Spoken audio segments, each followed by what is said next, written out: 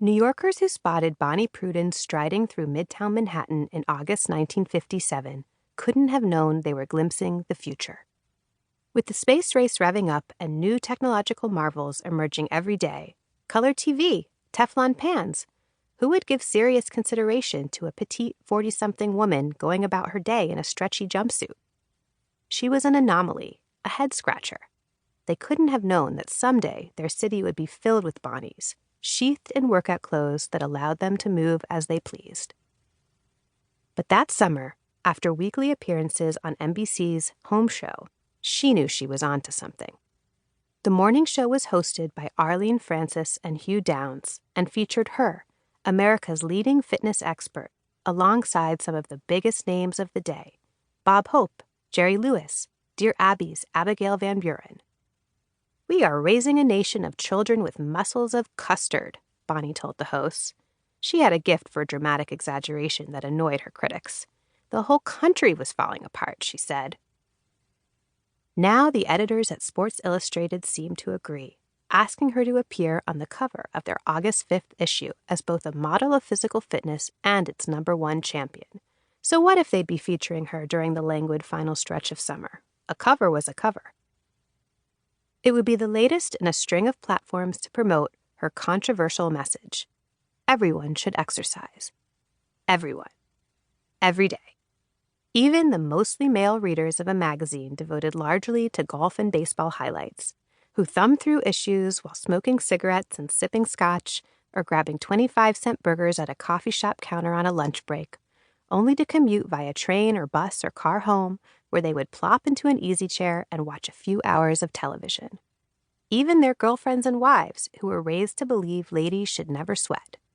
Horses sweat, men perspire, but ladies merely glow, went the old adage. For the cover, shot at her fitness institute in the suburb of White Plains, a predecessor to the kind of gyms that would become a fixture in this country decades later, Bonnie slipped into her trademark workout uniform, a one-piece wool outfit of her own design called a leotite, covered in a jaunty star pattern. It was a novel concept, both the outfit and the notion that a woman would prioritize comfort and flexibility in her wardrobe. After all, it was a moment when most of the decade's fashions were shaped by girdles and petticoats. Once, when Bonnie was late to an appointment, she ran through the streets of Manhattan in one of her leotites, covered only by a thin white medical coat. A well-meaning police officer stopped her. Was she okay? He wanted to know. It was highly unusual for a woman to be running in public, and especially one so scantily clad. Sports Illustrated assigned staff photographer Richard Meek, whose previous credits included baseball great Ted Williams and hockey legend Gordie Howe, to her cover shoot. Bonnie styled her close-cropped brown curls into a no-fuss do and wore just a smidge of makeup. Her leotite advertised that her arms, legs, stomach, every inch of her 5-foot 3-inch frame were harder than those of most women her age, or any age. Her boundless energy belied her 43 years, the challenges of raising 2 teen daughters, her chronic loneliness. For the winning photo, Bonnie got down on the ground, shot a toned leg high into the air, and smiled. Click.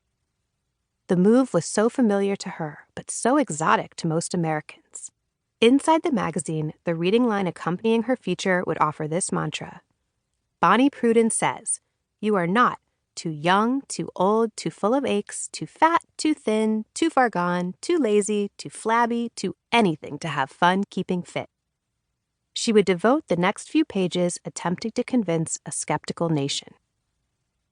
The secret is simple, she told readers.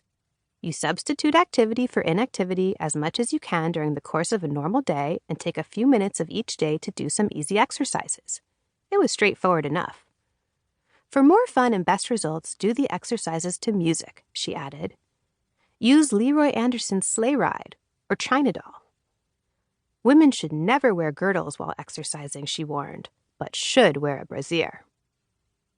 She demonstrated 4 floor exercises to get readers started, the first in a pictorial column that would run in more than 40 issues of the magazine.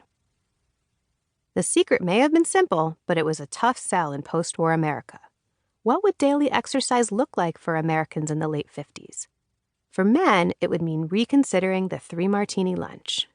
For women, it would mean something more profound, taking time out of their day to care for themselves when nearly every social institution stressed that a woman's sole purpose in life was to care for others. Unless exercise could be sold as a wifely duty and a path to winning the Cold War.